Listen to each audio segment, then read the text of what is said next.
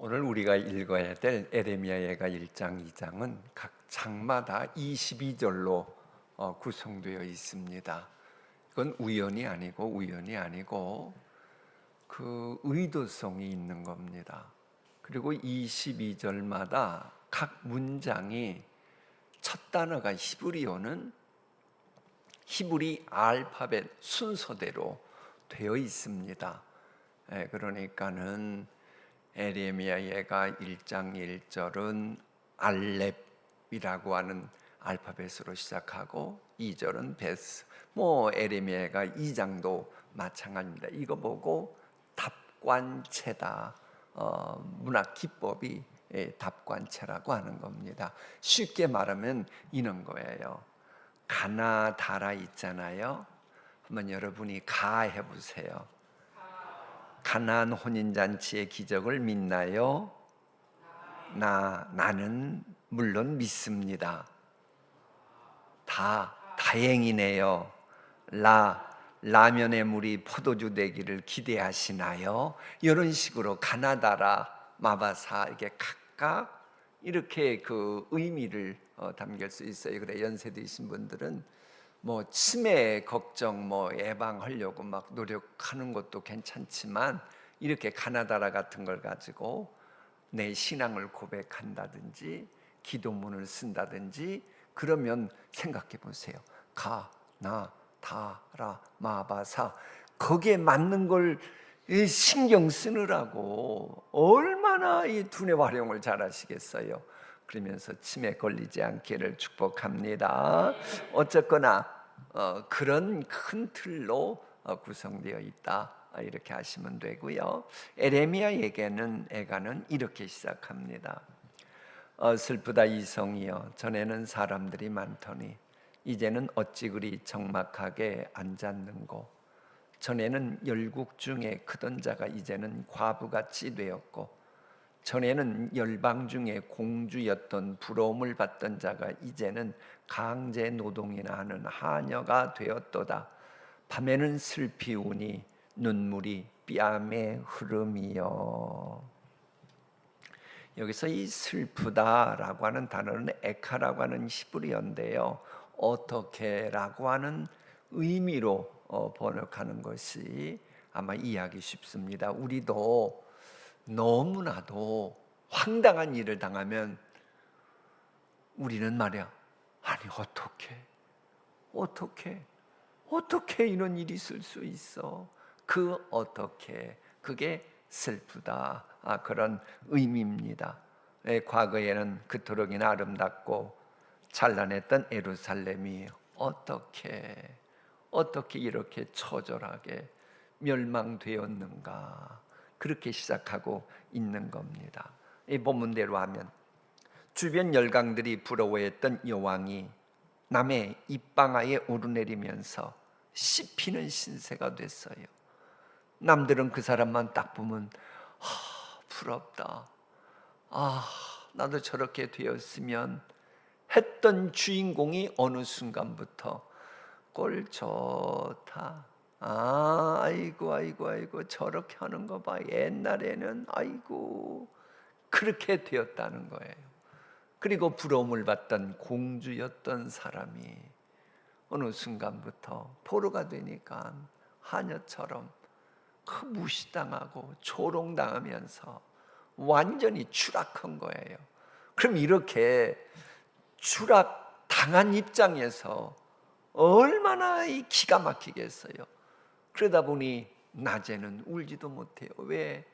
내가 여왕이었는데, 공주였는데 우는 거 남들이 보면 우습게 또 여길까 봐 자존심이 있어서 그러지는 못하고 그저 남들 보지 않는 밤에는 너무 슬프니까는 슬피 울면서 뺨에 눈물이 흐른다, 바로 그 표현인 겁니다. 그러니까 과거에는 열방이 칭송하면서 부러움의 대상으로 살아갈 때에 참 좋았지요. 왕들도 용사들도 건강하고 좋았지요. 그런데 세월이 흐르면서 하나씩 둘씩 허물어지기 시작하는데 철옹성 같던 성이 돌 위에 돌 하나도 남지 않게 되었다. 이 일원이 애가를 부르게 되는 겁니다. 그래서 여러분 이제 오늘 조금 있다가 공동체 성경 읽기 읽을 때에 단 한 귀절도 다 끔찍해요. 아유, 이렇게 되지 않았으면 좋겠다. 바로 실은 그 마음을 하나님이 주시려고 하는 겁니다. 그렇게 하는 걸 보고 그러지 않도록 제가 이렇게 주님 앞에 나와 기도하게 하여 주시니 감사합니다. 이제 이런 식으로 읽으면 돼요.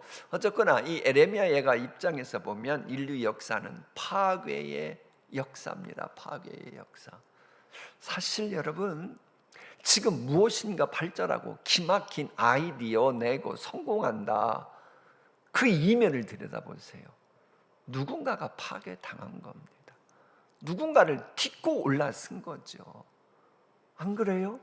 앞서가는 기업들 그저 돼요? 어떤 기업을 짓밟고 올라간 거예요. 그러면서 그게 화려하면 더 인기 절정이고 파괴 역사잖아요. 아시리아 제국, 본문에 나오는 바벨론 제국, 헬라 제국, 로마 제국, 몽골 제국 지금 어디 있나 봐요. 다 파괴당했지요. 심지어 성경에 있는 7교회 보세요. 어디 남아있나? 다 파괴됐지요. 이는 파괴 역사 보면서 우리가 배워야 될 기도 제목을 본문이 주는 건 이겁니다. 그러면 여러분, 예루살렘이 군사력이 약해서 망했나요? 유다 나라가 왜 망했는데요? 다른 데 있지 않습니다. 하나님이 파괴당하게 하신 겁니다. 이 포인트를 놓치면 안 돼요. 그렇게 힘들고 어려울 때라도 하나님이 마음에 드니까 천군 천사 보내가지고 아시리아 군대 18만 5천 명을 하루 저녁에 싹쓸이 하시면서 나라 다시 부강시키는 거 보세요. 파괴 역사 하나님이 허락하신 겁니다. 왜 하나님이 허락하셨어요? 하나님 앞에 범죄하니까, 하나님 눈밖에 나니까 하나님이 그렇게 하신 겁니다. 그래 하나님 앞에서 범죄함으로 남이 보지 않는 밤에 혼자 흐느끼면서 울고 뺨에 눈물이 흐르는 그런 교인이 한 명도 없는 우리 교회 되게 하여 주시옵소서. 기도 꼭 들으시길 바랍니다. 자, 유다의 멸망에 대한 선지자의 슬픔을 말하는 전반부에 이어 후반부에는 예루살렘 성의 비참한 현실의 원인이 유다 백성들의 범죄 때문임을 아예 노골적으로 강조하시는 겁니다. 그래서 심판하셨다는 거예요. 자, 여러분들이 의사라고 가정해 보십시오. 자, 여러분이 의사입니다. 그럼 여러분 목에 지금 청진기 있는 거 머릿속으로 상상하셨지요? 가운 입으셨지요? 자, 그리고 환자 한 명이 있는데 수술을 해야만 되는 아주 중요한 환자예요. 그래서 이렇게 하라고 그러고 저렇게 하라고, 음식은 뭐 조심하라고 그러고, 이런 습관은 버리라 그러고, 술 담배 하지 말라 그러고. 요즘 병원에 가서 조금만 그 검사하려고 그러면 물어보는 게 그거잖아요. 술 드십니까? 흡연하십니까? 그거 물어보잖아요. 어쨌거나 다 그렇게 알려졌어요. 그런데 이 환자가 의사 말을, 여러분의 의사인 여러분의 말을 듣지 않고 하지 말라는 것만 골라서 하는 거예요. 그럼 그럴 때 여러분, 그런 사람 어떡할래요? 그것에 대해서 연구한 것을 제가 발표할게요. 미국 다트모스 대학교 의대 교수였던 클린 엘 윈에 의하면 환자가 의사의 공고를 듣지 않으면 첫째, 대화를 시도해 본답니다. 둘째, 저 사람이 왜 그러는지를 탐색한대요. 셋째, 그런 다음에 어떻게 행동해야 할지를 결정한다는 거예요. 하나님이 그러신 겁니다. 유다 나라가 망국병에 든 거예요. 망할 병에 든 거예요. 그리고 나서 이건 안 되겠다 하고는 바벨론이라고 하는 메스를 가지고 이 유다 나라에 그 병을 고치려고 대수술하시려고 한 겁니다. 그러면 말 좀 잘 듣고 하면 얼마나 좋아요. 근데 말을 그렇게 안 듣는 겁니다. 그래서 아까 의대 교수님이 한 그대로 대화를 시도하잖아요. 그게 뭐예요? 하나님이 선지자 예언자들 보내서 계속 대화를 시도하잖아요. 계속 말 안 들으니까 드디어 왜 그런지 탐색하잖아요. 그래서 지난번 수요기도에 때 읽었던 것처럼 표범이 그 색깔 바꾸기가 얼마나 어렵다, 이걸 알게 되잖아요. 그리고 나서 최종 결론 내린 게 심판이었던 겁니다. 그 하나님의 대안이 그러나 그 심판은 뭐예요? 만국병을 고치기 위한 그 극단적인 처방이었던 겁니다. 근데 여러분, 이 에레미야가 후반부에 참 귀한 메시지가 있습니다. 하나님의 심판에 대해서 세 가지로 말하는 게 나와요. 하나님께서 진노하시는 것을 심판이라고 말합니다. 오늘 보면 12절에 그래요. 그리고 16절, 17절, 21절은 여호와의 위로가 끊어지고 있다. 그게 심판입니다. 그러니까 여러분은 하나님의 자녀잖아요. 그러니까 여러분이 혹 시행착오가 없고 하나님 모시기 잘못하고 그래도 고의성이 아닌 한은 하나님이 위로해 주십니다. 아가서 있는 것처럼 나의 사랑, 나의 어여쁜 자야, 이제 일어나서 함께 가자. 뒤에 있는 거 잊어버리고 앞에 때를 향하여 무화과 나무가 포도나무에 꽃이 피고 반구의 소리가 귀에 들리는구나. 그 포도원을 호는 작은 여우를 잡아라. 즉 자꾸 과거에 함몰되지 말고 하나님께 나아가고 하나님과 동행하자, 이렇게 위로해 주시는 겁니다. 하나님은 위로의 하나님이셔요. 고린도후서 보면. 그러니까는 대개의 경우는요, 고의적으로 죄짓지 않는 경우는 내가 쓰러지고 넘어져도 하나님이 위로해 주십니다. 근데 어느 순간부터 하나님의 위로가 전혀 내 마음속에 성령님의 위로가 없기 시작하다. 그분들은요, 금식하면서라도 철회하면서라도 하나님 만나야 돼요. 왜? 그게 심판이니까. 그리고 14절과 22절을 보면 죄에 대한 결과로서의 심판을 말합니다. 다시 말합니다. 이것은 하나님은 아무리 병든 인생이라 할지라도, 병든 영혼이라 할지라도 만유의 대의사시기 때문에 치료하시기 위해서 저런 극약 처방으로 심판을 하신 겁니다. 우리에게 무엇을 교훈합니까? 우리도요, 그 잘 나가던 예루살렘처럼 쭉쭉 뻗어가고 그래도 자꾸 하나님 눈밖에 나면, 그리고 하나님께 돌아오지 않으면 잘못될 수 있다. 그런데 이미 환난 당하면 어떡하죠? 이미 환난 당했다면 그것도 하나님이 여러분 미워서 하는 게 아니고 사랑하기 때문에 그 극약 처방 수술하려고 하나님이 그리하신 것이니 더더욱 하나님께 나아가라는 거예요. 병이 중할수록 하나님께 나아가야 하나님이 치유해 주시지 않겠습니까? 하나님 붙들면, 하나님 붙드는 그 순간은 그 누구도 늦은 게 아닙니다. 여러분의 형편이 아무리 어떠해도 내가 하나님께 나아가 하나님 붙들고 있다, 그분은 아직 늦은 게 아니에요.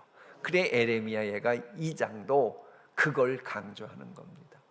우리 한번 조시는 분도 계신 것 같아요. 그래서 우리 다 같이 또박또박 다 함께 읽습니다. 시작. 내 눈이 눈물에 상하며 내 창자가 끊어지며 내 간이 땅에 쏟아졌으니 이는 딸 내 백성이 패망하여 어린 자녀와 젖먹는 아이들이 성읍 길거리에 기절함이로다.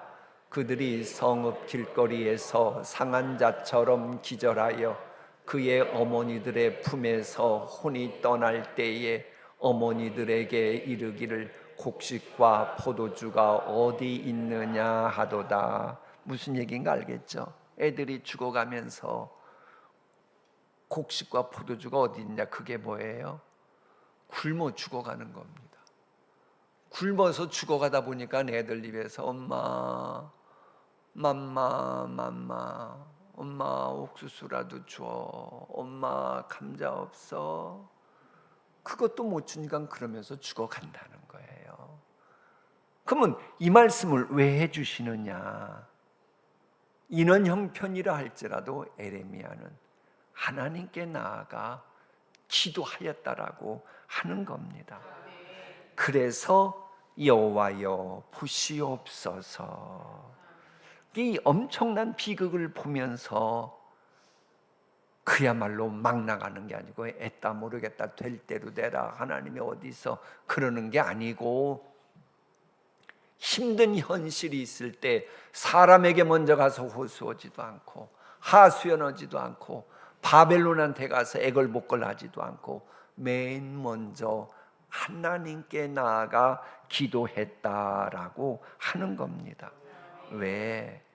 모든 것을 좌지우지 결정하시는 분은 하나님이심을 알았기 때문입니다.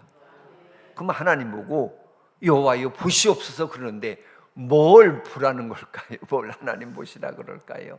그런 거예요. 에레미야는 그럽니다. 하나님 보세요.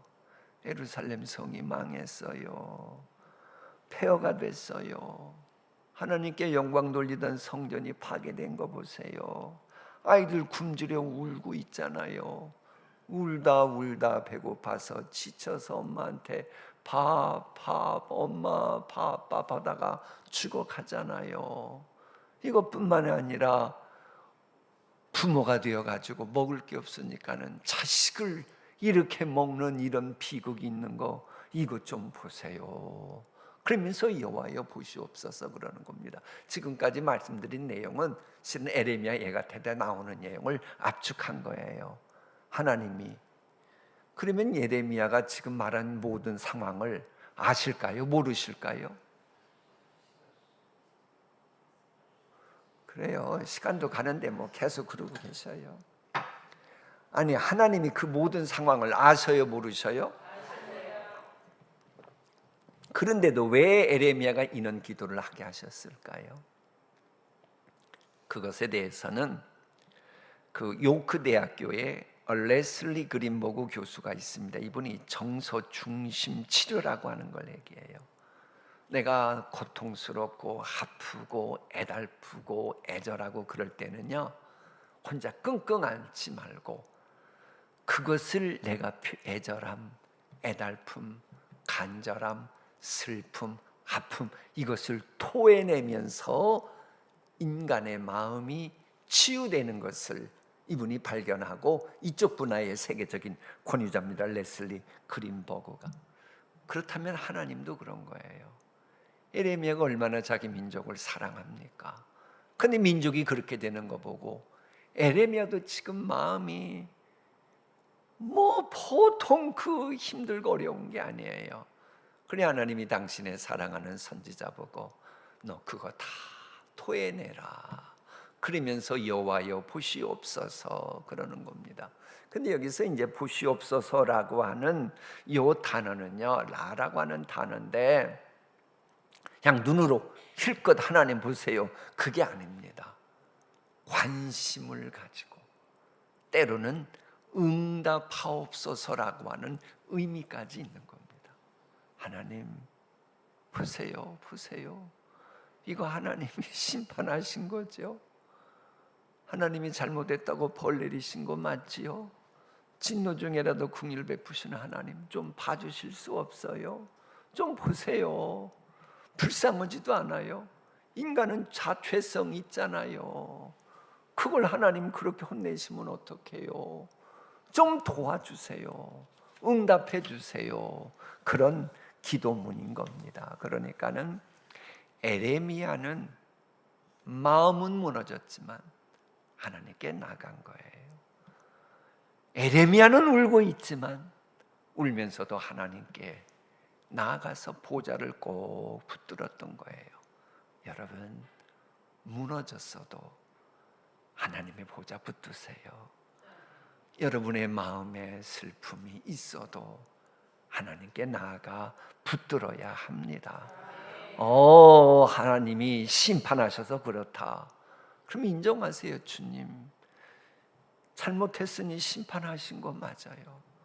근데 이건 좀 너무 하잖아요. 좀 봐주세요. 봐주세요. 긍휼 베풀어 주세요. 자비 베풀어 주세요. 지금 에레미야가 이렇게 기도하는 겁니다. 근데 이렇게 하는 것은 뭐예요? 하나님은 이스라엘 백성에 대해서 약속하신 것이 있거든요. 약속 성취하시는 하나님이심을 알았거든요. 근데 에레미야는 그런 센스가 있었어요. 그러니까는 하나님께 기도하는 거예요. 보통 사람은 어떻게 해요? 내 말 안 듣더니 꼴 좋다. 내가 그렇게 성경대로 살려고 말했는데 결국 강팍하더니 당할 거 당하고 말았네. 이러면 안 돼요. 하나님의 마음을 알고 하나님의 마음으로 에레미야처럼 하나님 이곳에서 계시잖아요. 회복의 은총도 하나님은 베푸실 수 있잖아요. 이렇게 하나님을 찾아야 돼요. 여러분, 사람이 고통이 오면 두 가지 반응 보여요. 어떤 사람은 하나님을 떠납니다. 하나님을 떠나가지고 그전에는 2부 수요기도에 나오는 분도 힘들고 어려우면 시험 당해가지고 저녁 드라마나 보고 키득키득대고 끝나고 나면 울적해가지고 한숨 푹푹 쉬고 이런 사람이 있고, 어떤 사람은 고난이 왔을 때 하나님께 더 품에 안기고 메어 달리는 사람이 있어요. 에레미야 예가는 그러는 거예요. 참된 믿음은 뭐냐? 아픔이 올지라도 하나님께 나아가고 하나님을 붙드는 사람이다. 여러분, 그런 믿음 있어요? 근데 저는 여러분이 더 큰 믿음 갖길 원해요. 어떤 믿음이냐? 그건 여러분이 목회 도와주는 믿음입니다. 아예 아픔이 오지 않도록 미리미리 근신하여 깨어 기도하는 그 믿음으로 이런 에레미야 예가가 경험한 이런 아픔 없이 그저 평탄한 길 가시기를. 그래야 목회자도 편하잖아요. 왜 아멘들 안 할까? 그렇잖아요. 꼭 그러기를 소망합니다. 자, 이제부터 요리하지 않는 생명 양식을 날 것으로 드시는 시간입니다.